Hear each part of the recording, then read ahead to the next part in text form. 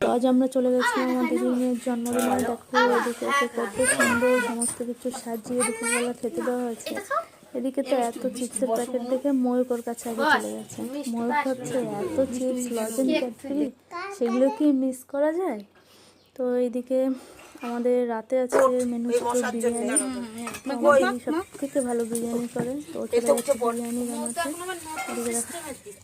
কি বল এই যে এই বেরেস্তা ভাজি দিলি মারুন মারুন হয়েছে। না না আমাকে তো যেতে দিচ্ছে না।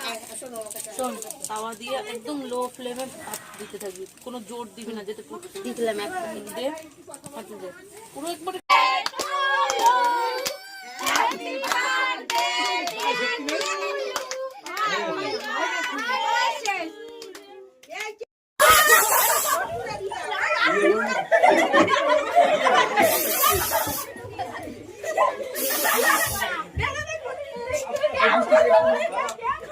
বৃষ্টি বাকি আছে, বৃষ্টি বাকি আছে।